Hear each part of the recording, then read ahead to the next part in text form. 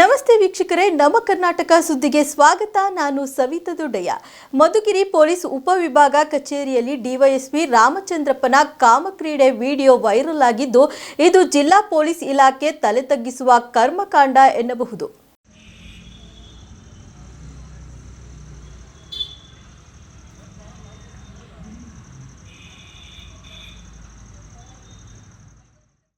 ಹೌದು ವೀಕ್ಷಕರೇ, ರಾಮಚಂದ್ರಪ್ಪ ಎಂದು ಹೆಸರಿಟ್ಟುಕೊಂಡಿರುವ ಈ ವ್ಯಕ್ತಿಗೆ ನಾಚಿಕೆಯಾಗಬೇಕು. ಶ್ರೀರಾಮಚಂದ್ರನ ಹೆಸರಿಗೆ ಕಳಂಕ ತಂದಿದ್ದಾನೆ ಎಂದರೆ ತಪ್ಪಾಗಲಾರದು. ಜಮೀನು ವ್ಯಾಜ್ಯಕ್ಕಾಗಿ ತಮಗೆ ನ್ಯಾಯ ಕೊಡಿಸಿ ಎಂದು ಬಂದಿದ್ದ ಮಹಿಳೆಯನ್ನು ತನ್ನ ಕಾಮತೃಷೆಗೆ ಬಳಸಿಕೊಂಡಿದ್ದಾನೆ. ಈ ವಿಡಿಯೋ ಈಗ ಎಲ್ಲೆಡೆ ವೈರಲ್ ಆಗುತ್ತಿದೆ.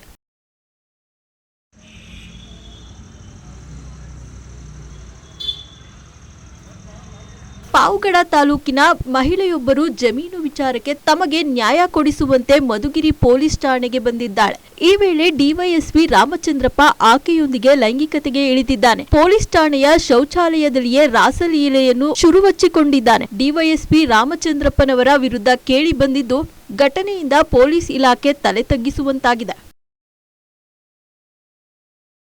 ಏನು ತುಮಕೂರು ಜಿಲ್ಲೆ ಮಧುಗಿರಿ ಡಿವೈಎಸ್ಪಿ ಕಚೇರಿಯಲ್ಲಿ ನಡೆದಿರುವ ವಿಡಿಯೋ ನಾಗರಿಕ ಸಮಾಜ ತಲೆ ತಗ್ಸೋಂಥದ್ದು.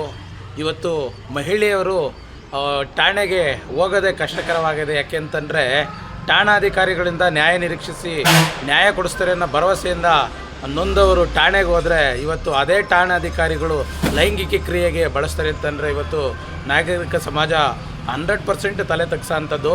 ಇವತ್ತು ಪೊಲೀಸ್ ಇಲಾಖೆಯವರು ಏನೆಲ್ಲ ಮಾಡ್ತವ್ರೆ, ಬಡವರನ್ನು ಕಿತ್ತಿಂತವ್ರೆ, ರೈತರನ್ನು ಕಿತ್ತಿಂತವ್ರೆ, ಸಾಲದು ಅಂತೇಳಿ ನೊಂದ ಹೆಣ್ಮಕ್ಳು ಠಾಣೆಗೆ ರಕ್ಷಣೆ ಕೇಳ್ಕೊಂಡು ಹೋದರೆ ಅವ್ರ ಮೇಲೆ ಅತ್ಯಾಚಾರ ಮಾಡ್ತಾರೆ, ಅವ್ರ ಮೇಲೂ ಲೈಂಗಿಕವಾಗಿ ಬಳಸ್ಕೊಳ್ತಾರೆ ಅಂತಂದರೆ ಎಂಥ ದುರದೃಷ್ಟಕರವಾದದ್ದು ಅಂತಂದರೆ ಇವತ್ತು ಮಾನ್ಯ ಗೃಹ ಸಚಿವರು ತವರು ಜಿಲ್ಲೆಯಲ್ಲೇ ಈ ರೀತಿ ಆಗೈತೆ.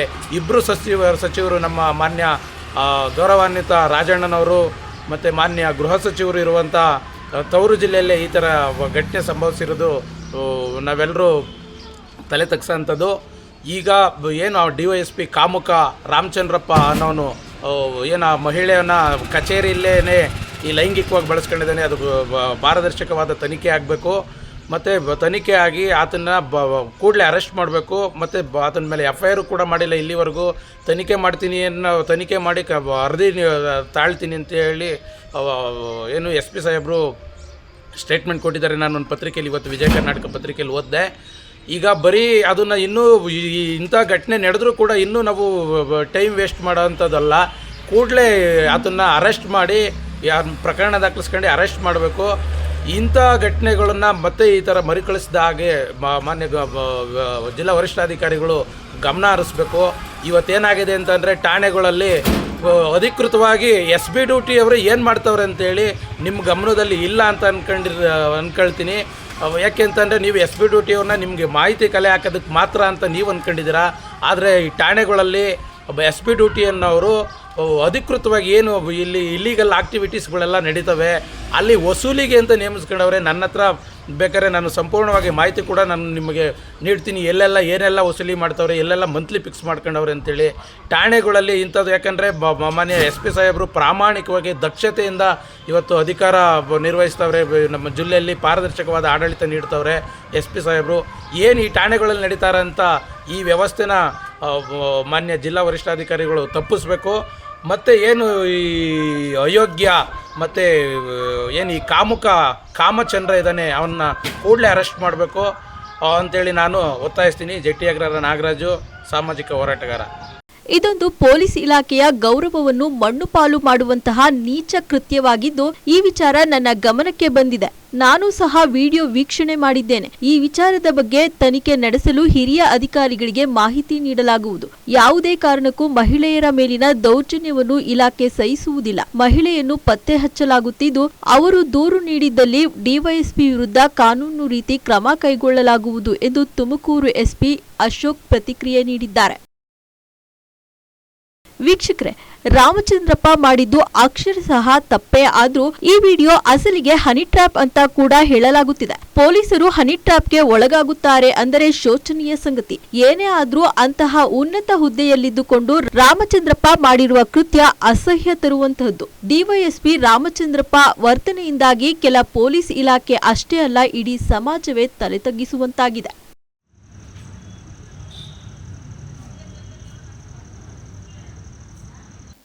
ಫೆಬ್ರವರಿ 15 ಮತ್ತು 16ರಂದು ನಟ ಡಾಲಿ ಧನಂಜಯ್ ಅವರ ವಿವಾಹದ ಹಿನ್ನೆಲೆ ತುಮಕೂರಿನ ಸಿದ್ಧಗಂಗಾ ಮಠಕ್ಕೆ ಭೇಟಿ ಕೊಟ್ಟು ಸಿದ್ಧಲಿಂಗ ಶ್ರೀಗಳನ್ನ ತಮ್ಮ ವಿವಾಹಕ್ಕೆ ಆಹ್ವಾನಿಸಿದರು.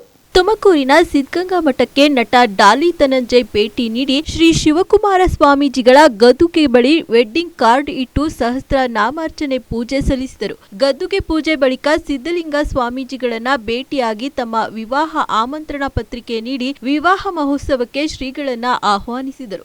ಈ ವೇಳೆ ಮಠಕ್ಕೆ ಪುನೀತ್ ರಾಜ್ಕುಮಾರ್ ಅವರ ಜೊತೆ ಬಂದಿದ್ದನ್ನ ನೆನಪು ಮಾಡಿಕೊಂಡ ಡಾಲಿ ಧನಂಜಯ್, ಮಠದಲ್ಲಿ ಅಕ್ಷರದಾಸೋಹ, ಅನ್ನದಾಸೋಹ ನಡೆಯುವ ಪುಣ್ಯಕ್ಷೇತ್ರ, ಆಗಾಗ ನಾನು ಬರುತ್ತಿರುತ್ತೇನೆ. ಮದುವೆಗೆ ಶ್ರೀಗಳನ್ನ ಆಹ್ವಾನಿಸಿ ಶಿವಕುಮಾರ ಸ್ವಾಮೀಜಿಗಳ ಆಶೀರ್ವಾದ ಪಡೆಯಲು ಈ ಬಾರಿ ಬಂದಿದ್ದೇನೆ ಎಂದು ತಿಳಿಸಿದರು. ಈ ವೇಳೆ ಧನಂಜಯ್ ಅವರನ್ನ ನೋಡಿದ ಅಭಿಮಾನಿಗಳು ಸೆಲ್ಫಿ ತೆಗೆದುಕೊಳ್ಳಲು ಮುಗಿಬಿದ್ದರು.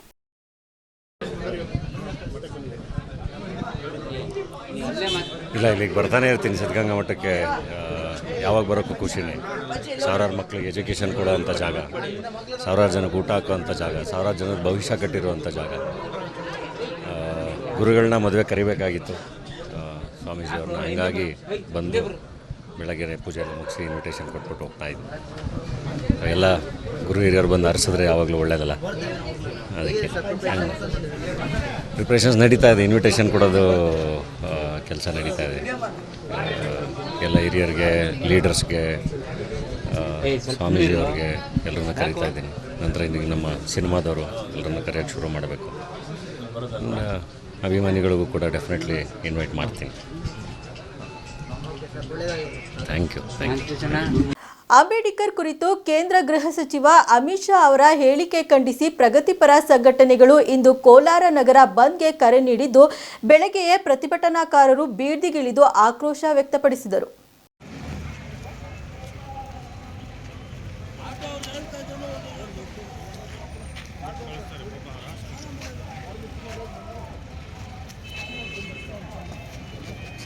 ನಿನ್ನೆ ನಗರದ ಪ್ರಮುಖ ರಸ್ತೆಗಳಲ್ಲಿ ಬೈಕ್ ರ್ಯಾಲಿ ಮೂಲಕ ಬಂದ್ಗೆ ಬೆಂಬಲ ನೀಡುವಂತೆ ಅಂಗಡಿ ಮಾಲೀಕರು ಹಾಗೂ ಸಾರ್ವಜನಿಕರಲ್ಲಿ ಮನವಿ ಮಾಡಿದರು. ಇಂದು ಆಟೋ, ಕಾರು ಮುಂತಾದ ವಾಹನಗಳನ್ನು ತಡೆದು ಬಂದ್ಗೆ ಬೆಂಬಲ ನೀಡಬೇಕೆಂದು ಸೂಚಿಸಿದರು.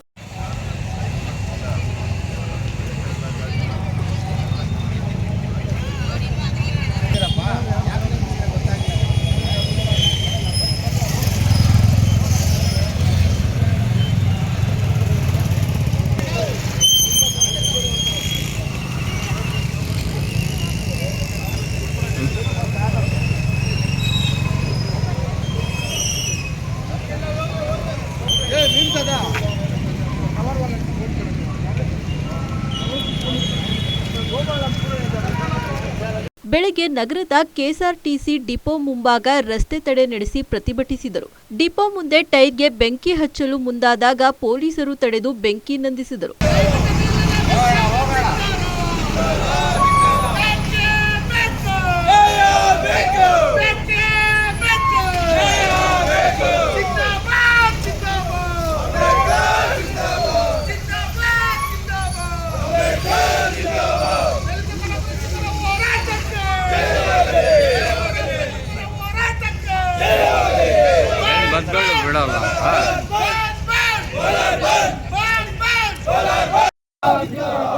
ಸರ್ಕಾರಕ್ಕೆ ಹೇಳಿದಿಕ್ಕಾರ,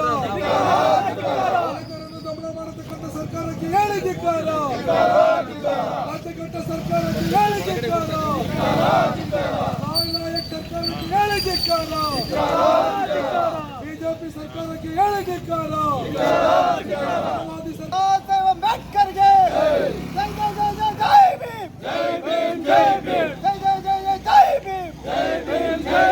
ಬಸ್ ನಿಲ್ದಾಣಕ್ಕೆ ಬಂದು ಬಸ್ಗಳನ್ನ ವಾಪಸ್ ಡಿಪೋಗೆ ಕಳಿಸಲಾಯಿತು. ನಿಲ್ದಾಣದಲ್ಲಿ ಬಸ್ಗಳಿಲ್ಲದೆ ಬಿಕೋ ಎನ್ನುತ್ತಿದೆ. ಇತ್ತ ಬಸ್ ಸಿಗದೆ ಪ್ರಯಾಣಿಕರು ಪರದಾಡುತ್ತಿದ್ದಾರೆ.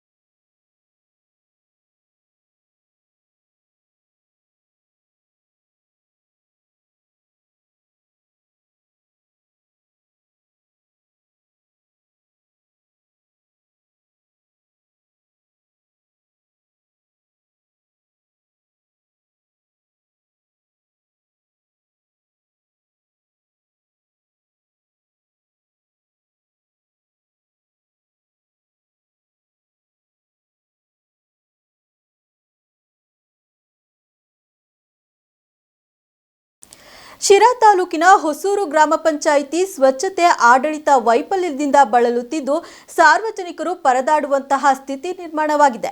ಈ ಬಗ್ಗೆ ಜಿಲ್ಲಾ ಪಂಚಾಯತ್ ಕಾರ್ಯನಿರ್ವಹಣಾಧಿಕಾರಿಗಳು ತಕ್ಷಣ ಇತ್ತ ಗಮನ ಹರಿಸುವಂತೆ ಹೊಸೂರು ಗ್ರಾಮ ಪಂಚಾಯಿತಿ ಸದಸ್ಯ ಪುಟ್ಟಜುಂಜಯ್ಯ ಒತ್ತಾಯಿಸಿದ್ದಾರೆ.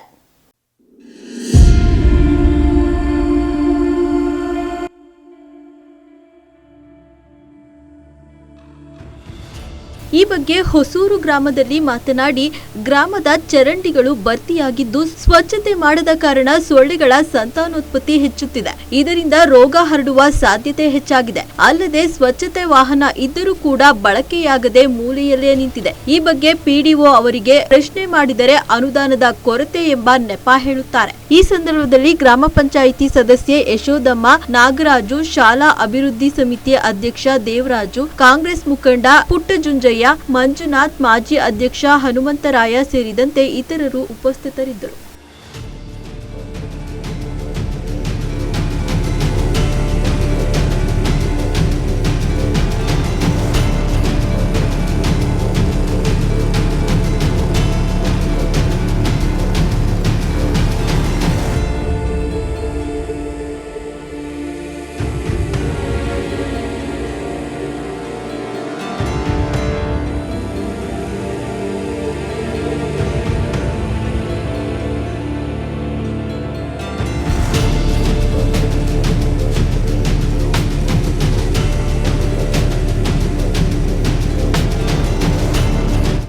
ಸರ್, ಪಂಚಾಯತಿ ಹೊಸೂರಲ್ಲಿ PDO ರೆಸ್ಪಾನ್ಸ್ ಮಾಡ್ತಾ ಇಲ್ಲ, ಚರಂಡಿ ತೆಗಿತಾ ಇಲ್ಲ, ಸ್ವಚ್ಛತೆ ಇಲ್ಲ. ಟಾಟಾ ಎಸಿ ನೋಡಿದರೆ ಬೇರೆ ಊರಾಗ ನಿಲ್ಸಾರೆ, ಪಂಚಾಯತಿ ಇರೋದು ನಮ್ಮೂರಲ್ಲಿ ಒಂದಿನಕ್ಕೂ ಒಂದು ಲೋಡು ಕಸ ಹಾಕೊಂಡು ಹೋಗಿಲ್ಲ.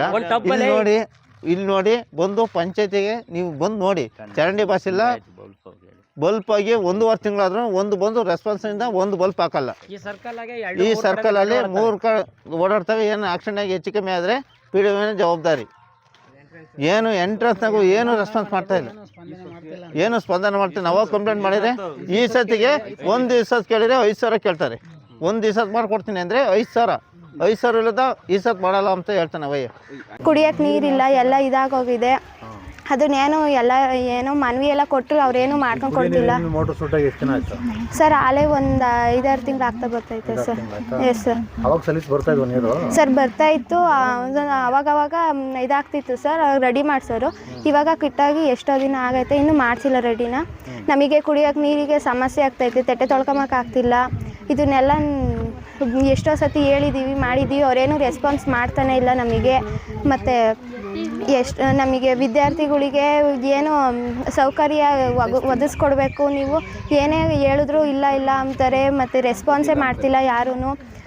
ಕಂಪ್ಯೂಟ್ರ್ ಎಲ್ಲ ಸುಟ್ಟೋಗಿದೆ, ಕಂಪ್ಯೂಟ್ರು ಇದೆಲ್ಲ ಸರ್ ಎಲ್ಲ ಅನುಕೂಲ ಮಾಡಿಕೊಟ್ಟಿದ್ರು ಸರ್. ಎಲ್ಲರೂ ಎಲ್ಲ ICT ಇದನ್ನೆಲ್ಲ ತೋರಿಸೋದು ಸರ್. ಕ್ಲಾಸ್ಗಳೆಲ್ಲ ನಮಗೆ ರಿಯಲಾಗಿ ಅದನ್ನೆಲ್ಲ ತೋರಿಸೋದು ಸರ್.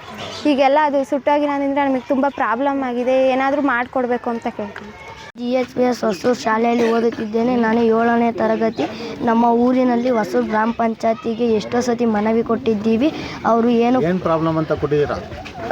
ಮೋಟ್ರು ಸುಟ್ಟೋಗಿದೆ, ಇದು ಕರೆಂಟ್ ಇಲ್ಲ, ವೈರ್ಗಳೆಲ್ಲ ಇದಾಗಿದ್ದಾವೆ. ಮತ್ತು ಗೋಡೆಗಳಿಗೆ ಪೇಂಟ್ ಹೊಡೆದಿಲ್ಲ, ಕಾಂಪೌಂಡ್ ಎಲ್ಲ ಬಿದ್ದೋಗಿದೆ.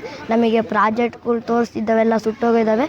ಏನು ಅವರು ಸ್ಪಂದಿಸ್ತಿಲ್ಲ. ನಾವು ಎಷ್ಟೋ ಸತಿ ಅರ್ಜಿ ಬರೆದು ಕೊಟ್ಟಿದ್ದೀವಿ, ಅವ್ರು ಏನು ಸ್ಪಂದಿಸ್ತಾನೆ ಇಲ್ಲ. ಎಷ್ಟೋ ಸತಿ ಕೇಳ್ಕೊಂಡ್ರು ಏನು ಹೇಳ್ತಾನೆ ಇಲ್ಲ. ನಾವು ಎಷ್ಟೋ ಸತಿ ಇದು PDO ರೆಸ್ಪಾನ್ಸ್ ಮಾಡ್ತಾ ಇಲ್ಲ.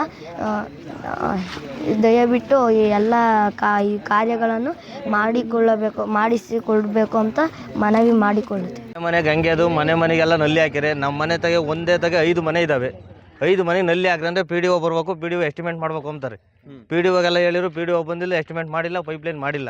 ಅವ್ರನ್ನ ಕೇಳಿದರೆ ನಾವು ಮಾಡಲ್ಲ ಅಂತ ಇದ್ದಾರೆ. ಆ PDO ಹೇಳತಕ್ಕ ಮಾಡಲ್ಲ ಅಂತ ಪೈಪ್ಲೈನ್. ಫಸ್ಟ್ ಎಸ್ಟಿಮೇಟ್ ಮಾಡಿಲ್ಲ ಅಂತ, ಈಗ PDO ಕರ್ಕೊಂಬಂದು ಎಸ್ಟಿಮೇಟ್ ಮಾಡಿಸ್ರಿ ಪೈಪ್ಲೈನ್ ಮಾಡ್ತೀವಿ ಅಂತ ಇದ್ದಾರೆ. PDO ಪಂಚಾಯತಿಗೆ ಬರಲ್ಲ.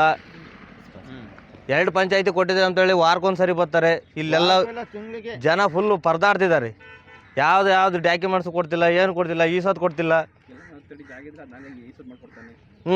ಮಸ್ತ ಗ್ರಾಮ ಠಾಣೆ ಐತೆ, ಎಲ್ಲ ಸೈಟ್ ಮಾಡ್ಕೊಂಡಾರೆ ಸರ್. ಯಾವ್ದು ಇಲ್ಲ, ಏನೇನು ಅನುಕೂಲ ಇಲ್ಲ. ಕೊಟ್ಟು ಅವ್ರಿಗೆ ಸೆಟ್ ಮಾಡಿ 1 ತಿಂಗಳಾಗೈತೆ. ಆ 1 ತಿಂಗಳು ಬಲ್ಪ್ ಹಾಕ್ರಿ ಅಂತ ನಾವು PDOಗೂ ಬಿಲ್ ಕಲೆಕ್ಟ್ರಿಗೂ ಸೆಕ್ರೆಟ್ರಿಗೆ ಎಲ್ಲರ ಗಮನಕ್ಕೂ ತಂದಿದ್ದೀವಿ. ಅವತ್ತಿಂದ ಇವತ್ತಿನವರೆಗೂ ನಾವೇನಾದರೂ ಬಸ್ ಸ್ಟ್ಯಾಂಡಕ್ಕೆ ಹೋದ ಸತ್ತಿಗೆಲ್ಲನ ಎಲ್ಲರ ಕೊಟ್ಟು ಮಾತು ಕೇಳಬೇಕು. ರಾತ್ರಿ ಹೊಸ ವರ್ಷದ ದಿನ ಬಾಯಿ ಬಂದಾಗ ಅಂಬ್ತಾ ಇದ್ದಾರೆ ಕುಡಿದ್ಬಿಟ್ಟು ಅವರೆಲ್ಲನ ಜನಗಳು. ಯಾಕಂದ್ರೆ ನಾವು ಕೇಳೋ ಪರಿಸ್ಥಿತಿ ಬಂದೈತಿ. ನಾವು ಆ ಉದ್ದೇಶಕ್ಕೋಸ್ಕರ ನೀವು ಇವತ್ತು ಕರೆಸಿಬಿಟ್ಟು ನಾವು ಇದನ್ನು ಹೇಳಲೇಬೇಕು ಅಂತ ಹೇಳಿ ನಾವು ಬಲಾತ್ಕಾರ ನಾವು ಇದು ಮಾಡ್ತಾಯಿದ್ವಿ, ಹೋರಾಟ ಮಾಡ್ತಾ ಇರೋದು. ಮತ್ತು ಸ್ಕೂಲಿಂದು ಅಲ್ಲಿ ಗಾಳಿ ಹೆಚ್ಚು ಕಮ್ಮಿ 4-5 ತಿಂಗಳಾಯಿತು. ಅದು ಮೋಟ್ರ್ ಹೋಗ್ಬಿಟ್ಟು ಮತ್ತು ಅವು ವೈರಿಂಗು ಎಲ್ಲ ಇದಾಗ್ಬಿಟ್ಟು ಅವತ್ತಿನ 2 ಸಲ ಕರ್ಕೊಬಂದ್ಬಿಟ್ಟು ವೈರಿಂಗ್ ರಿಪೇರಿಯನ್ನು ಕರ್ಕೊಬಂದ್ವಿ. ಅವ್ರಿಗೆ ವೈರ್ ಕೊಡಿಸ್ಲಿಲ್ಲ, ಅದನ್ನು ಇವತ್ತು ಮಾತಾಡಲಿಲ್ಲ, ಅದನ್ನು ಏನೂ ಮಾಡಿಲ್ಲ ಇಲ್ಲೇವರೆಗಾಗಿ. ಬರೀ ಪಂಚಾಯತಿ ದುಡ್ಡಿಲ್ಲ ಅಂತಂದು ಹೇಳ್ತಾ ಇದ್ದಾರೆ. ಮತ್ತು ಗ್ರಾಮ ನಿರ್ಮಲ ಚರಂಡಿಗಳು ವ್ಯವಸ್ಥೆ ಒಂದು ಸರಿ ಇಲ್ಲ. ನೀರುಗಳು ಎಲ್ಲ ಕಡೆ ಹೊರಟು ಹೋಗ್ತಾ ಇಲ್ಲ, ನೋಡ್ಕೊತಾ ಇಲ್ಲ. PDOಗಳು 2 ಪಂಚಾಯತಿ ಕೊಟ್ಟಾರೆ. 3 ದಿನ ಅಲ್ಲಿ ಅಂತಾರೆ, 3 ದಿನ ಇಲ್ಲಿ ಅಂತಾರೆ. 1 ದಿನನೂ ಬಂದು ಕೆಲಸ ಮಾಡ್ತಾಯಿಲ್ಲ. ಇಲ್ಲಿ ಬಂದರೆ ಏನೋ ಮೂಗ್ರಂಗೆ ಬಂದುಬಿಡ್ತಾರೆ, ಹೇಳಲ್ಲ. ಮೆಂಬರ್ಗಳು ಏನು ಸಮಸ್ಯೆಪ್ಪ ಅಂತ ಫೋನ್ ಮಾಡಿದ್ರಿ ಅಂತ ಕೇಳ್ತಾ ಇಲ್ಲ. ಬರ್ತಾರೆ, ಕುಕ್ಕಂತಾರೆ, ಹೋಗ್ತಾರೆ. ಅಷ್ಟೇ ಬಂದಿದ್ದೀವಪ್ಪ, ನಿನ್ನೆ ಬಂದಿದ್ದೀವಿ ಅಂತ ಹೇಳ್ತಾರೆ, ಅಷ್ಟೇ ಹೋಗ್ತಾರೆ ಅಷ್ಟೇ. ಏನು ನಮ್ಮ ಮೆಂಬರುಗಳಿಗೆ ಏನೋ ರೆಸ್ಪಾನ್ಸಿಬಲೇ ಇಲ್ಲ. ಅವರು ಈ ಸತ್ ಮಾಡ್ಬೇಕಂದ್ರೆ ಹೋಗಿ ಸಿರಾದ ಮಾಡ್ತಾಯಿದ್ದಾರೆ, ಇಲ್ಲಿ ಮಾಡ್ತಾಯಿಲ್ಲ. ನೆಟ್ವರ್ಕ್ ಇಲ್ಲ ಅಂತಾರೆ. ಸರ್ವರ್ ಇಲ್ಲ ಅಂತ ನಮ್ಮ ಪಂಚಾಯತಿ ಬೇರೆ ಪಂಚಾಯತಿಗೆ ಹೋದ್ರೆ ಯಾವಾಗಲೂ ಎನಿ ಟೈಮು ಸೆಕ್ರೆಟ್ರಿ, PDO ಮತ್ತು ಬಿಲ್ ಕಲೆಕ್ಟ್ರು, ಕಂಪ್ಯೂಟರ್ ಆಪ್ರೇಟ್ರು ಎತ್ತೆತ್ತಲು ಹೋಗಲ್ಲ. ದಿದಿ ಅಂತ ಇರ್ತದೆ. ನಮ್ಮ ಪಂಚಾಯತಿ ಯಾವಾಗಲೂ ಬಾಕ್ಲಾಗಿರೋ ಲೆಕ್ಕಾಚಾರಕ್ಕೆ ಇರುತ್ತೆ. ಇವತ್ತೆಲ್ಲ ಎಂದು ಅಷ್ಟೇನ ಅದು ಆ ಪರಿಸ್ಥಿತಿಯಲ್ಲಿ ಬಂದೈತೆ. ಇವ್ರು ಈ ಥರ ಕೆಲಸ ಮಾಡ್ತಾ ಇದ್ದಾರೆ. ಒಂದು ದಿವಸಕ್ಕೆ 5,000 ತಂತಾರೆ ಸರ್. ಒಂದು ದಿವಸಕ್ಕೆ 5,000, ₹1 ಕಮ್ಮಿ ಇಲ್ಲ ಮಾಡಲ್ಲ ಅಂತಾನೆ ಸರ್. ಸೋಲಾರ್ ಟ್ಯಾಕ್ಸು ಮೊನ್ನೆ ಕುರುಬ್ರಾಳಿ ಸಂಕಾಪುರದ್ದು ಬಂದೈತೆ ಸರ್. 4 ಚಿಲ್ಲರೆ ಸಂಕಾಪುರದ್ದು ಅಮೌಂಟ್ ಬಂದಿದೆ. PDO ಇದಕ್ಕೆ ಏನು ಖರ್ಚು ಮಾಡಿರಿ ಅಂತ ನಮ್ಗೆ ಹೇಳಿಲ್ಲ. ಬರೀ 2 ಚಿಲ್ಲರೆ ಅಂತ ಹೇಳಿ ಅಷ್ಟೇ ನಮ್ಮ ಗಮನಕ್ಕೆ ತಂದಿದ್ದಾರೆ ಅಷ್ಟೇ. 4 ಚಿಲ್ಲರೆ ಬಂದೈತೆ. ಅದೇನು ಖರ್ಚು ಹಾಕಿದ್ದಾರೆ, ಏನಕ್ಕೆ ಮಾಡ್ಯಾರ ಎಂಬುದು ನಮ್ಮ ಗಮನಕ್ಕೆ ಬಂದಿಲ್ಲ. ಏನು ಇದು ಮಾಹಿತಿ ಕೊಟ್ಟಿಲ್ಲ. ಆಕ್ಚುಲಿ ಮೀಟಿಂಗ್ ಕರೀತಾ ಇಲ್ಲ. ತಿಂಗಳಿಗೆ ಒಂದು ಸಲ ಮೀಟಿಂಗ್ ಕರಿಬೇಕು. ತಿಂಗಳಿಗೆ ಅಲ್ಲೇ 2 ತಿಂಗಳಾಯಿತು, 2-3 ತಿಂಗಳೇ ಆಗ್ತಾ ಬಂತು. ಕರಿತಾ ಇಲ್ಲ, ಕರೆಯೋದೇ ಇಲ್ಲ. ಏನೋ ಬಲಾತ್ಕಾರಾಗಿ ನಾವು ಹೇಳಿದ್ರೆ ಮಾತ್ರ ಮೀಟಿಂಗು ಅಂತಾರೆ. ಏನೂ ಇಲ್ಲ ಮೀಟಿಂಗ್ನಾಗ. ಏನು ಮಾಡಾನಿ? ಯಾಕೆ ಏನು ಇರೋದು ಬೇಡ. ಅದು ನಮ್ಮ ಸಮಸ್ಯೆಗಳಾದ್ರೂ ಹೇಳ್ಕೊಬೋದಲ್ಲ. ನಾವು ಊರಿನಾಗ ಹಿಂಗೈತೆ ಸಮಸ್ಯೆ ಅಂತ ನಾವು ಹೇಳ್ಕೊಬೋದಲ್ಲ. ಕರಿತಾ ಇಲ್ಲ. ಅಧ್ಯಕ್ಷರು ಅಷ್ಟೇ ಅಧ್ಯಕ್ಷರು PDO ಮೀಂಗಲ್ ಅಷ್ಟೇ. ಇದ್ರಾಗ ಏನು ಸ್ಪಂದನೆ ಇಲ್ಲ, ಏನು ಮಾಡಿಕೊಡ್ತಾರೆ. ನಾವು ಯಾಕಂದರೆ ಏನನ್ನ ಹೇಳಿದೆ, ಬಿಡಪ್ಪ ಇವ್ರು ಇದ್ರೊಳದಾಗ ಮಾತಾಡ್ತಾರೆ ಅಂತಾರೆ. ನಾವು ಅದು ಯಾವುದೇ ಕಾರಣಕ್ಕೂ ನಾವು ಮಾತಾಡೋಕೆ ಹೋಗಲ್ಲ. ನಮಗೆ ಊರಿಂದ ಅಭಿವೃದ್ಧಿ ಮಾಡಿಕೊಡ್ಬೇಕಷ್ಟೇ. ಅವ್ರು 3 ದಿನ ಅಲ್ಲನ ಮಾಡಲಿ, ಆ ಪಂಚಾಯತ್ಯಾಗನ ಮಾಡಲಿ, ಈ ಪಂಚಾಯತ್ಯಾಗನ ಬಂದು ನಮ್ಮ ಊರಿನ ಸಮಸ್ಯೆ ಏನು ನಡೀತಾ ಐತೆ ಅಂತಂದು ಹೇಳಿ ಅದನ್ನು ನೋಡಿ ನಮಗೆ ಇದು ಮಾಡಿಕೊಡ್ಬೇಕು. ಆ ಗಾಡಿ ಅಂತ ತಂದರು ಇಲ್ಲಿಗೆ ಹೆಚ್ಚು ಕಮ್ಮಿ 1 ದಿನಕ್ಕೂ 1 ಲೋಡೂ ಅದಕ್ಕೆ ಯಾತು ಹಾಕಿಲ್ಲ. 1 ಲೋಡೂ ಸಹ ಅದಕ್ಕೇನು ಹಾಕಿಲ್ಲ. ಕೇಳಲಿಲ್ಲ ಮೆಂಬರ್ಗಳು. 16 ಜನ ಮೆಂಬರ್, ಬರೀ 15 ಜನ ಮೆಂಬರ್ನ ಕೇಳಲಿಲ್ಲ. ಅಧ್ಯಕ್ಷರು ಅವರೇ PDO ಅಷ್ಟೇ ಹೋಗ್ಬಿಟ್ಟು ಅದಕ್ಕೆ ಇದು ಗಾಡಿ ಬುಕ್ ಮಾಡಿ ಗಾಡಿ ತಂದರು. ಏನಿಲ್ಲ ಸರ್, ಊರಿನ ಸೌಕರ್ಯ ಅಭಿವೃದ್ಧಿ ಮಾಡ್ಬೇಕಷ್ಟೇನ. ಏನು ಎಲ್ಲಿ ಸಮಸ್ಯೆ ಐತೆ, ಎಲ್ಲಿ ಏನು ಆಗೈತೆ ಅಂತಂದು ನೋಡಂಗಿಲ್ಲ, ಬರಂಗಿಲ್ಲ. ಬರ್ತಾರೆ ಪಂಚಾಯತಿ ಕುಕ್ಕಂತಾರೆ, ಅಷ್ಟೇ ಹೋಗ್ತಾರೆ ಅಷ್ಟೇ. ನೋಡಿ ಅಲ್ಲಿ ನಾವೆಲ್ಲ ನೋಡಿ ಪ್ರತಿಯೊಂದು ನೋಡು ಎಲ್ಲಾನು ಊರಿನ ಎಲ್ಲಾನು ತೋರಿಸ್ಕೊಂಬಂದಿವಿ. ಚರಂಡಿ ಸಮಸ್ಯೆ ಇದೆ, ಎಲ್ಲ ಸಮಸ್ಯೆ ಇದೆ. ಸ್ಪಾಟಿಗೆ ಬಂದು ಮಾಜೂರು ಮಾಡಬೇಕು ಅಂತಲೇ ಕೇಳ್ಕೊತಾ ಇದ್ದೀವಿ. ನಾಳೆನೇ ಬರಬೇಕು. ಸರ್ಕಾರದಿಂದ ರೈಲ್ವೆ ಯೋಜನೆ ಮತ್ತು ಕೈಗಾರಿಕೆಗಳಿಗೆ ಹಾಗೂ ಅನೇಕ ಯೋಜನೆಗಳಿಗೆ ಸರ್ಕಾರದಿಂದ 25,000 ಕೋಟಿಗೂ ಹೆಚ್ಚು ಹಣವನ್ನು ಬಿಡುಗಡೆ ಮಾಡಿದ್ದೇನೆ ಎಂದು ಕೇಂದ್ರ ಸಚಿವ ವಿ ಸೋಮಣ್ಣ ಚಿಕ್ಕನಾಯಕನಹಳ್ಳಿ ತಾಲೂಕಿನಲ್ಲಿ ತಿಳಿಸಿದ್ದಾರೆ. ನಿನ್ನೆ ಚಿಕ್ಕನಾಯಕನಹಳ್ಳಿಯ ಗಂದಿಕೆರೆ ಮತ್ತು ಹುಳಿಯಾರು ಹೋಬಳಿಯಲ್ಲಿ ವಿವಿಧ ಕಾರ್ಯಕ್ರಮಗಳನ್ನು ಉದ್ಘಾಟಿಸಿ ಮಾತನಾಡಿದ ಕೇಂದ್ರ ಸಚಿವ ವಿ ಸೋಮಣ್ಣ ಅವರು, ಈಗಾಗಲೇ ಜಿಲ್ಲಾ ಕೇಂದ್ರದಿಂದ ಹಲವಾರು ಯೋಜನೆಗಳನ್ನು ತಂದಿದ್ದೇನೆ. ಇನ್ನು ಮುಂದೆಯೂ ಕೂಡ ಜಿಲ್ಲೆಯ ಎಲ್ಲಾ ತಾಲೂಕುಗಳ ಸಂಪೂರ್ಣ ಅಭಿವೃದ್ಧಿಗೆ ಶ್ರಮಿಸುತ್ತೇನೆ ಎಂದರು. ನಂತರ ವಿಕಲಾಂಗಚೇತನರಿಗೆ ವಾಹನಗಳನ್ನು ವಿತರಣೆ ಮಾಡಿದರು. ಕೇಂದ್ರ ಸಚಿವರು ಹೋಬಳಿ ಮಟ್ಟದ ಕಾರ್ಯಕ್ರಮಕ್ಕೆ ಬಂದದ್ದು ರಾಜಕೀಯ ಇತಿಹಾಸದಲ್ಲಿ ಮೊದಲು ಎಂದು ಚಿಕ್ಕನಾಯಕನಹಳ್ಳಿ ಶಾಸಕ ಸಿಬಿ ಸುರೇಶ್ ಬಾಬು ತಿಳಿಸಿದರು. ಕಾರ್ಯಕ್ರಮದಲ್ಲಿ 2 ಗ್ರಾಮದ ಗ್ರಾಮಸ್ಥರು, ಅಧಿಕಾರಿಗಳು ಹಾಜರಿದ್ದರು. ಇಲ್ಲ ಆಗಿಲ್ಲ, ನಾನು ಬಂದ ತಪ್ಪು ಮಾಡಿದ್ದೀನೇನಪ್ಪ, ಇಲ್ಲ ಅದಕ್ಕೆ ಸಪೋರ್ಟ್ ಮಾಡಿದ್ದೀನೇನಪ್ಪ. ನಾನು ಎಲ್ಲರಿಗೂ ಹೇಳಿದೆ ಇದು ಕ್ಯಾನ್ಸಲ್ ಆಗಿರೋದನ್ನು ಮತ್ತೆ ಮಾಡೋರೆ. ಕೋರ್ಟ್ಗೆ ಹೋಗ್ಬಿಟ್ಟು ಒಂದು ಸ್ಟೇ ತೊಗೊಳ್ರಿ, ಅದಕ್ಕೇನು ಬೇಕೋ ಅವ್ನು ಮಾಡ್ತೀನಿ ಅಂದು. ಅದನ್ನು ಯಾರೂ ಮಾಡ್ತಾಯಿಲ್ಲ. ಇವರು ಎಲ್ಲ ಒಂದು ಕಡೆ ಉಯ್ಯೋ ಮಾಡ್ರೆ ಏನು ಕೆಲಸ ಮಾಡ್ತಾರೆ. ಸರ್ಕಾರ ಯಾರು ನಂದಿದೆಯಾ? ನಾನು ಪರಮೇಶ್ವರ್ ಮನೆಗೆ ಹೋಗಿ ಹೇಳಿದೆ, ಎಲ್ಲರಿಗೂ ಹೇಳಿದೆ, ಪ್ರತಿಯೊಂದು ಮಾಡಿದೆ. ನಾನೊಬ್ಬ ಮಂತ್ರಿಯಾಗಿ ನೀರಾವರಿ ಮಂತ್ರಿಯಾಗಿ ನಾನು ರೋಡ್ಗೆ ಬಂದು ನಿಂತ್ಕೊಂಡು ಕೆಲಕ್ಷನ್ ಪ್ರೊಟೆಸ್ಟ್ ಮಾಡಕ್ಕೆ ಬರ್ತದೇನು ರೀ? ಬರ್ತದೆ ಹೇಳಿ ನೀವೇಳಿ. ಅದಕ್ಕೆ ನಾನು ಇವತ್ತು ಹೇಳ್ತೀನಿ, ಸುಪ್ರೀಂ ಕೋರ್ಟ್ ಬೇಕಿಲ್ರಿ. ಕುಡಿಯೋ ನೀರಿಗೆ ಅಲ್ಲ, ಒಂದು ನಿಮಿಷ ಒಂದು ನಿಮಿಷ. ಕುಡಿಯೋ ನೀರಿಗೆ ಈಗಾಗಲೇ ರೆಡಿ ಇದೆ. ಅನ್ನಿಸ್ತಾ ಇದ್ದೀನಿ. ಒಂದೇ ಬಾರ ಟ್ರೈನ್ ಬಂದಿದೆ, ಮೆಮೋ ಟ್ರೈನ್ ಬಂದಿದೆ. ಎಲ್ಲಕ್ಕಿಂತ ಮಿಗಿಲಾಗಿ ರಾಜ್ಯ ಸರ್ಕಾರ, ಕೇಂದ್ರ ಸರ್ಕಾರ, ಯಾವ ಸರ್ಕಾರ ಇರ್ಬೋದು, ಬೇರೆ ಒಂದು ನಾಣ್ಯದ ಎರಡು ಮುಖಗಳಾಗಿ ಕೆಲಸ ಮಾಡಬೇಕು ಅಂತ ಇವತ್ತು ನಮ್ಮ ಜಿಲ್ಲಾಡಳಿತ ನಮ್ಮನ್ನೆಲ್ಲ ಒಟ್ಟಿಗೆ ಸೇರಿಸಿ ನನ್ನ ರಿಕ್ವೆಸ್ಟ್ ಮಾಡಿದೆ. ನೋಡ್ರಿ, ಕೇಂದ್ರ ಸರ್ಕಾರ ರಾಜ್ಯ ಸರ್ಕಾರ ಬೇರೆ ಅಲ್ಲ. ಜನರ ಸಮಸ್ಯೆಗಳು ಒಂದು ದೊಡ್ಡ ಬೃಹದಾಕಾರವಾಗಿದೆ. 40 ವರ್ಷ 45 ವರ್ಷ ಅನುಭವ ಮಾಡಿಕೊಂಡು ನಾವು ಕಿತ್ತಾಡ್ಕೊಂಡು ಕೂತ್ಕೊಂಡ್ರೆ ಲಾಸ್ ಆಗೋದು ರಾಜ್ಯಕ್ಕೆ, ಕೇಂದ್ರಕ್ಕಲ್ಲ ಅಂತ ಹೇಳಿದ್ಮೇಲೆ ನಮ್ಮ ಜಿಲ್ಲಾಡಳಿತ ಸಹೋದರಿ ಜಿಲ್ಲಾಧಿಕಾರಿ ಒಂದು ಹೊಸ ಒಂದು ಸಂದೇಶವನ್ನ ಜಿಲ್ಲಾ ಉಸ್ತುವಾರಿ ಮಂತ್ರಿಗಳ ಮಾತನ್ನು ಕೇಳಿ ಮಾಡಿದ್ದಾರೆ. ನಾವು ಒಟ್ಟಿಗೆ ಕೆಲಸ ಮಾಡ್ತಾ ಇದ್ದೀವಿ. ನಿಮ್ಮನ್ನು ಮನವಿ ಮಾಡೋದಿಷ್ಟೇನೆ, ಎಲ್ಲ MLAಗಳು ಬಾಬಣ್ಣ ಆಗ್ಬಿಟ್ರೆ ಗದ್ದಾನೆ ಇರೋದಿಲ್ಲ. ಆಗ್ತಾ ಇಲ್ಲ, ಅದು ಆಗ್ಬೇಕಾಯ್ತದೆ. ತುಮಕೂರಿನ ದಾವಣಗೆರೆಗೆ ಟ್ರೈನ್ ಆಗ್ತೈತೆ ಇರಲಿಲ್ಲ, ಗದಗ ವಾಡಿಗೆ ಇರಲಿಲ್ಲ, ಹುಬ್ಬಳ್ಳಿ ಧಾರವಾಡದಿಂದ ಬೆಳಗಾವಿಗೆ ಡೈರೆಕ್ಟ್ ಟ್ರೈನ್ ಇರಲಿಲ್ಲ. ಇದಲ್ಲದೆ ಹೊಸ ಹೊಸ ಯೋಜನೆಗಳನ್ನು ಕೈಗೊಂಡಿದ್ದೀವಿ. ತುಮಕೂರು ಲೋಕಸಭಾ ಕ್ಷೇತ್ರದ ವ್ಯಾಪ್ತಿಯಲ್ಲಿ 20ಕ್ಕೂ ಮೇಲ್ಪಟ್ಟು ROB ಲೆವೆಲ್ ಕ್ರಾಸಿಂಗ್ ಇದೆಯಲ್ಲ, ಎಲ್ಲವನ್ನು ಕೂಡ ಟೆಂಡರ್ ಮಾಡಿ ಸಾವಿರಾರು ಕೋಟಿ ರೂಪಾಯಿ ಖರ್ಚು ಮಾಡ್ತಾ ಇದ್ದೀನಿ. ನಿಮ್ಮ ಓಟಿನ ಬೆಲೆ ಕಟ್ಟಕ್ಕೆ ಸಾಧ್ಯ ಇಲ್ಲ. ನಾನು ಒಂದು ಮಾತನ್ನ ಈ ಸಂದರ್ಭದಲ್ಲಿ ಹೇಳ್ತೀನಿ. ರಾಷ್ಟ್ರದ ಪ್ರಧಾನಮಂತ್ರಿ ನರೇಂದ್ರ ಮೋದಿ ಅವರು ಇಬ್ಬರು ಮುಖ್ಯಮಂತ್ರಿಗಳು ಗೆದ್ದಿದ್ರು ಬಂದ್ರೆ ಲೋಕಸಭಾ ಸದಸ್ಯರಾಗಿ, ಲೋಕಸಭಾ ಸದಸ್ಯ ಇಬ್ರು ಗೆದ್ದಿದ್ರು ಮುಖ್ಯಮಂತ್ರಿಗಳಾಗಿ. ಆದ್ರೆ ನೀವೆಲ್ಲ ಆಶೀರ್ವಾದ ಮಾಡಿದ್ರು, ಯಾವ ದೇವರು ಕೇಳಿದ್ರು, ಏನ್ ಮಾಡಿದ್ರು ಗೊತ್ತಿಲ್ಲ. ನಾನು ರಾಷ್ಟ್ರದ ಪ್ರಧಾನಮಂತ್ರಿಗಳ ಕಣ್ಣಿಗೆ ಬಿದ್ದು ನನ್ನನ್ನು ಮಂತ್ರಿಯಾಗಿ ಮಾಡಿದ ಮೇಲೆ ನಾನು ಬರೋದು ಸ್ವಲ್ಪ ಕಷ್ಟ ಆಗ್ತಾ ಇದೆ. ವಿದ್ಯಾರ್ಥಿಗಳು ಹಾಗೂ ಗ್ರಾಮಸ್ಥರಿಗೆ ಶಿರಾ ನಗರಕ್ಕೆ ಹೋಗಲು ಬಸ್ಸಿನ ಸೌಲಭ್ಯ ಅವಶ್ಯಕತೆ ಇದ್ದ ಕಾರಣ ಸಿದ್ದನಹಳ್ಳಿ ಗ್ರಾಮಕ್ಕೆ ಪ್ರಪ್ರಥಮವಾಗಿ ಸರ್ಕಾರಿ ಬಸ್ಸಿನ ಸೌಲಭ್ಯ ಕಲ್ಪಿಸಿದ್ದಕ್ಕಾಗಿ ಗ್ರಾಮಸ್ಥರು ಹರ್ಷಗೊಂಡಿದ್ದಾರೆ.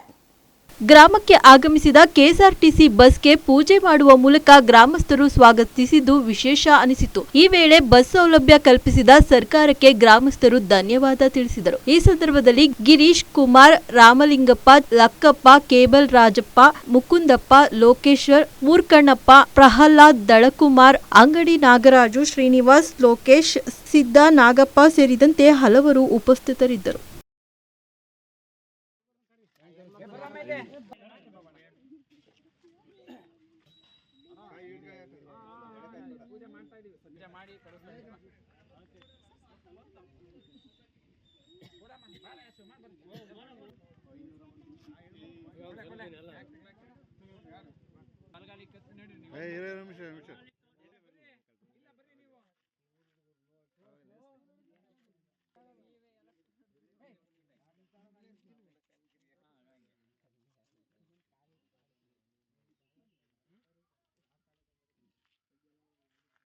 ಬರಲ್ಲ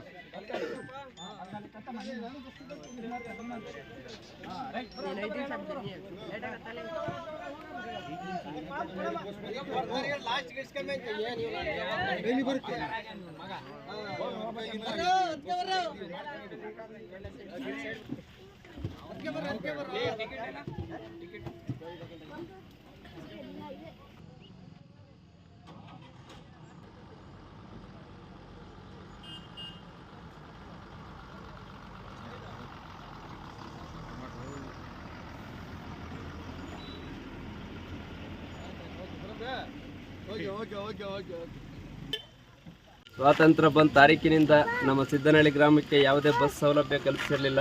ಇಂದು ನಾವು ಸಿದ್ದನಹಳ್ಳಿ ಗ್ರಾಮಸ್ಥರು ಎಲ್ಲ ಒಗ್ಗಟ್ಟಾಗಿ ಡಿಪೋ ಮ್ಯಾನೇಜರ್ನ ಕೇಳಿಕೊಂಡಾಗ ಅವರು ತುಂಬ ಹೃದಯದಿಂದ ಒಪ್ಪಿ ನಮ್ಮ ಗ್ರಾಮಕ್ಕೆ ಬಸ್ನ ವ್ಯವಸ್ಥೆ ಕಲ್ಪಿಸಿದ್ದಾರೆ. ನಮ್ಮ ಸಿದ್ದನಹಳ್ಳಿನ ಎಲ್ಲ ಯುವಕ ಮಿತ್ರರಿಗೂ ವಿದ್ಯಾರ್ಥಿಗಳಿಗೂ ಅನುಕೂಲ ಆಗಿದೆ ಮತ್ತು ರಂಗಾಪುರ ಗ್ರಾಮದವರು ಸಹ ಈ ಅವಕಾಶವನ್ನು ಸದುಪಯೋಗ ಪಡಿಸಿಕೊಳ್ಳಿ ಅಂತ ನಾವೆಲ್ಲ ಕೇಳ್ಕೊಳ್ತಾ, ನಮ್ಮ ಈ ಸಿದ್ದನಹಳ್ಳಿ ಗ್ರಾಮಕ್ಕೆ ಬಸ್ ಬಂದಿರೋದು ನಮಗೆಲ್ಲ ಸಂತೋಷದ ವಿಷಯ.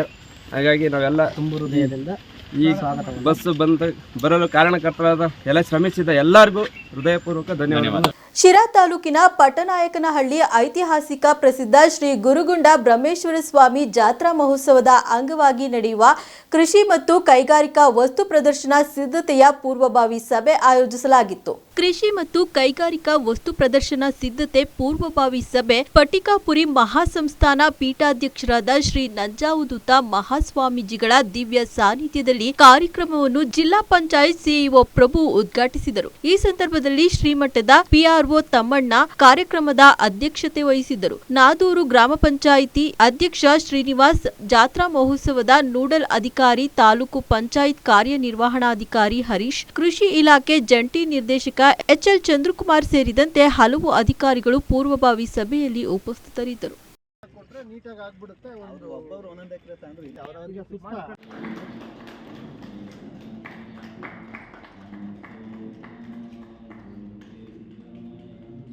ಇಪ್ಪತ್ತನೇ ತಾರೀಕು ರೇಷ್ಮೆ ಅರಣ್ಯ ಇಲಾಖೆ ಸಮಾಜ ಕಲ್ಯಾಣ ಹಿಂದುಳಿದ ವರ್ಗಗಳ ಕಲ್ಯಾಣ ಸಮಗ್ರ ಚಿಂತನಾ ಸಮಾವೇಶ ಅಂತ ಇದೆ. ಈಗ ಇವೆಲ್ಲ ಯಾವ ಥರ ರೇಷ್ಮೆ ವರ್ಕ್ಶಾಪ್. ಓಕೆ, ಎಷ್ಟು ಜನ ಬರ್ತಾರೆ ವರ್ಕ್ಶಾಪ್ಗೆ? ಇದು ಟೇಬಲ್ಲು, ಡೆಸ್ಕ್ಗಳು, ಆ ಪ್ರದರ್ಶನಕ್ಕೆ ಬೇಕಾಗುವಂಥ ವ್ಯವಸ್ಥೆ ಅವೆಲ್ಲವನ್ನು ಕೂಡ ಮೆಟಿಕ್ಯುಲಸ್ ಆಗಿ ಪ್ಲ್ಯಾನ್ ಮಾಡಿ ಪ್ಲ್ಯಾನ್ ಮಾಡಿ ಕೋಆರ್ಡಿನೇಟ್ ಮಾಡಿಕೊಂಡು ಮಾಡ್ಕೊಳ್ಬೇಕು.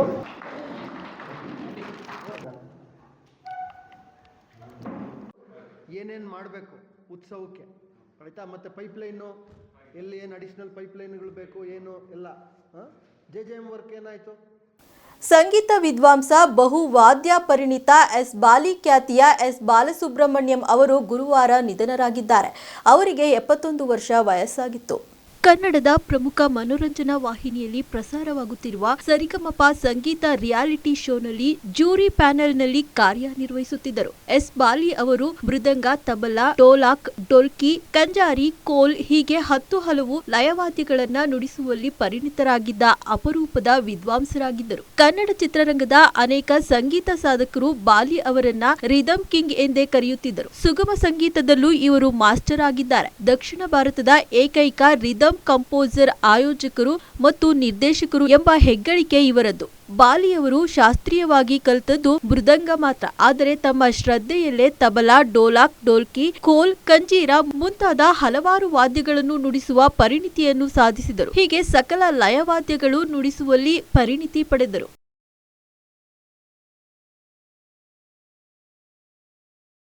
ಎಷ್ಟಿತ್ತು ಈ ಹೊತ್ತಿನ ಸುದ್ದಿ ಮತ್ತು ಮನೋರಂಜನೆಗಾಗಿ ನೋಡ್ತಾ ಇರಿ ನಮ್ಮ ಕರ್ನಾಟಕ ಟಿವಿ. ಇದು ಕನ್ನಡಿಗರ ಭರವಸೆ.